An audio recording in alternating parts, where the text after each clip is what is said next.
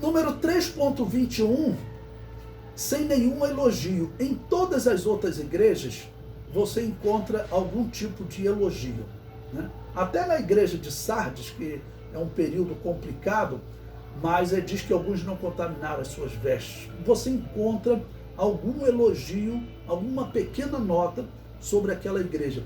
Essa igreja de Laodiceia é uma igreja complicada porque você não acha nenhum elogio. Então eu comento. Todas as igrejas, Jesus falou de algo bom, algo digno de nota. Mas Laodiceia é uma igreja que não tem do que se falar. Ou seja, não tem nada de bom para se falar. Exatamente isso. Não tem do que se falar. Não se fala bem e também não se fala mal. Ela não critica o mundo, por isso este não fala mal dela.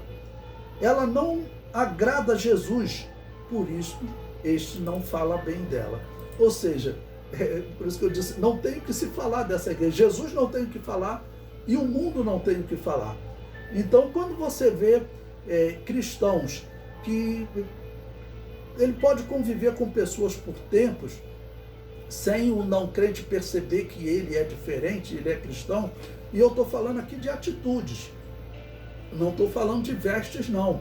As vestes, ela também pode mostrar o interior do homem, mas não estou falando de vestes. As vestes não significa que um homem ou uma mulher seja de Deus ou mundano, a não ser que as vestes, né, seja aquela veste que ela, infelizmente, seja sem pudor. Aí sim, né? Mas, em geral, não estou falando de vestes, estou falando de atitudes. Pessoas que elas trabalham numa empresa há 10 anos e ela nunca se apresenta como cristão, né? E aí tem até a piada dos mundanos, né? Uma vez um mundano, ele até fez um comentário sobre uma pessoa que na verdade era de uma seita, eu tenho que falar, era Testemunha de Jeová. Ele falou assim: aquele ali, Levi, aquele ali ele diz que é testemunha, mas é daquele tipo que na hora que tiver que testemunhar ele diz que não viu nada. Ou seja, porque não tinha nenhuma atitude cristã. Então era um católico falando de um Testemunha de Jeová. Então a igreja de Laodiceia, Jesus não encontrou nada nessa igreja. Isso para os cristãos de Éfeso, de Esmirna, né, de qualquer outra era que vive nessa era de Laodiceia, ele tem que se preocupar muito. Ele tem que se preocupar porque o risco dele estar convivendo com pessoas, com grupos que na verdade não tem nada de Deus, né, que só tem o título de igrejas.